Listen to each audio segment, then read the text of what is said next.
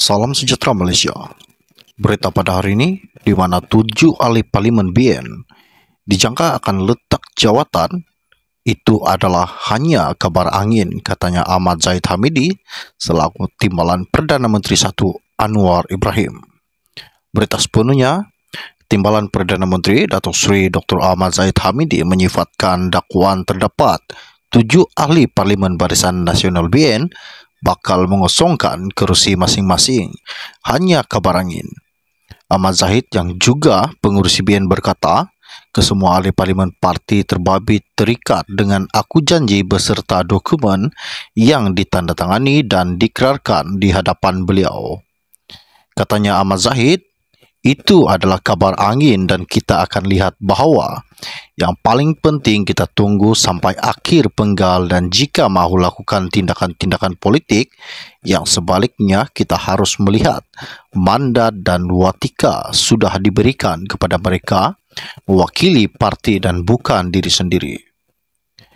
Ini sudah ditandatangani oleh mereka di dalam aku janji dan dalam dokumen yang diikrarkan di hadapan saya, katanya Ahmad Zahid Hamidi baru-baru ini. Beliau berkata demikian pada sidang media selepas merasmikan Majlis Penutupan Madani Rider Polis Diraja Malaysia PDRM sempena peringatan Hari Polis ke-216 dan sambutan Bulan Kemerdekaan di Ibu Pejabat Polis Kontingen IPK Selangor pada hari ini. Yang turut hadir Timbalan Ketua Polis Negara Datuk Seri Ayub Khan Maidin Piche, Pengarah Jabatan Keselamatan Dalam Negeri dan Ketenteraman Awam Bukit Aman Datuk Seri Hazani Ghazali serta Ketua Polis Selangor Datuk Husin Omar Khan. Semalam Ahli Majlis Kerja Tertinggi UMNO Datuk Lokman Nur Adam, satu rakaman video mendakwa terdapat satu desas-desus bahawa 7 ahli Parlimen BN akan mengosongkan kerusi mereka. 7 kerusi Parlimen yang disebutkan dalam video pengarah komunikasi BN itu adalah 4 kerusi Parlimen di Johor, masing-masing 1 kerusi di Pahang, Sabah dan Utara Tanah Air. Lebih mengejutkan lagi di mana akaun Yayasan Akal Budi disita, kontraktor bina masjid tidak dibayar selama 3 bulan.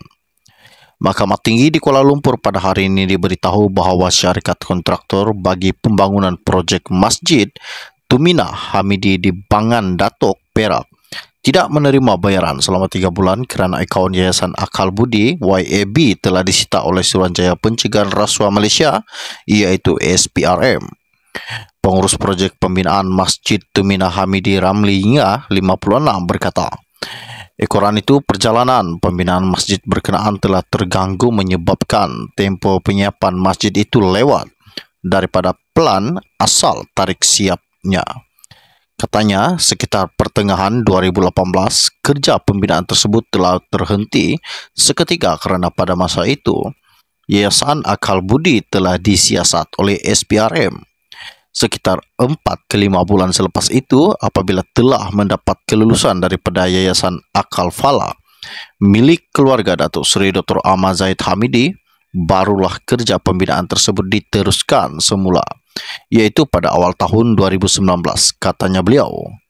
Dan beliau juga berkata demikian ketika membacakan penyataan saksinya pada perbicaraan kes Timbalan Perdana Menteri itu yang diperintahkan untuk membela diri atas 47 pertuduhan, iaitu 12 pertuduhan pecah amanah, 8 pertuduhan rasuah dan 27 pertuduhan pengubahan wang haram yang membabitkan puluhan juta ringgit dana YAB. Ramli yang bekerja di bawah syarikat Nobly Energy Contraction Sendirian Berhad selaku kontraktor pembinaan masjid itu berkata, beliau mengetahui bahawa pembinaan masjid berkenaan adalah sumbangan daripada Yayasan Akal Budi melalui Yayasan Al-Falah yang dilantik sebagai pemaju. Katanya juga, pembinaan masjid itu bermula 12 Jun 2017 dengan upacara majlis pecah tanda tapak. Pembinaan dirasmikan oleh Ahmad Zahid ketika itu Timbalan Perdana Menteri, dan pada Julai 2017 kerja-kerja tapak projek pembinaan masjid telah dilakukan, antaranya penanaman cerucuk dan pembinaan tapak. Saksi pembelaan ke-9 itu juga berkata, Ahmad Zahid kerap datang dan melakukan lawatan kerja pembinaan masjid berkenaan. Katanya, kebiasaannya beliau yaitu Ahmad Zahid akan datang dalam sebulan sekali atau 2 bulan sekali. Apabila datang, beliau akan memantau perkembangan pembinaan masjid itu dan untuk memastikan kerja-kerja pembinaan tersebut berjalan dengan agak lancar. Apabila beliau datang, melawat dan pihak kami ingin mengadakan mesyuarat pengurusan projek, beliau sendiri yang akan mempengurusikan mesyuarat tersebut, katanya. Menjawab soalan Peguam Aiman Abdul Rahman mewakili Ahmad Zahid, Ramli juga berkata masjid yang menelan kos yang berjumlah 43.7 juta telah siap pada April lalu dan digunakan pada Ramadan lepas walaupun ia belum dirasmikan. Sementara itu juga, pengurusi Masjid Al-Aula di Hutan Melintang Bangan Datuk Muhammad Sani Cik berkata, pembinaan Masjid Al-Aula juga adalah 100% hasil sumbangan penuh daripada Ahmad Zahid Hamidi.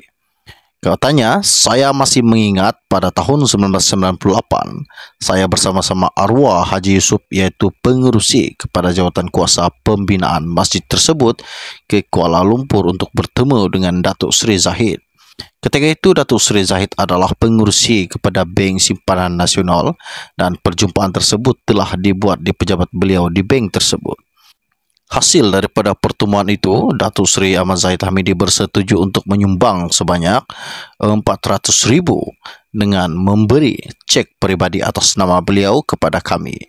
Cek tersebut diisukan atas nama Masjid Al-Aula, kata saksi pembelaan ke-10 itu.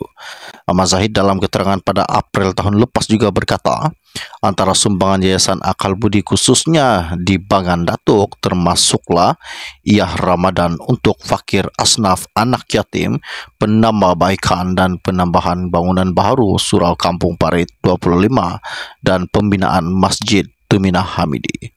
Perbicaraan di hadapan Hakim Datuk Colin Lawrence Query bersambung pada hari akan datang. Tarikh akan ditentukan.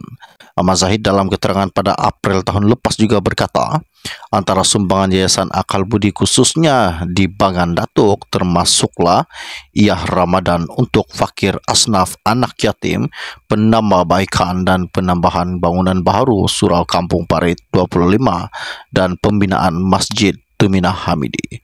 Perbicaraan di hadapan Hakim Datuk Colin Lawrence Query bersambung pada hari akan datang. Tarikh akan ditentukan. Sekian info ringkas dari saya untuk Anda semua. Kita akan berjumpa lagi. Salam jumpa dan salam kenal. Bye-bye.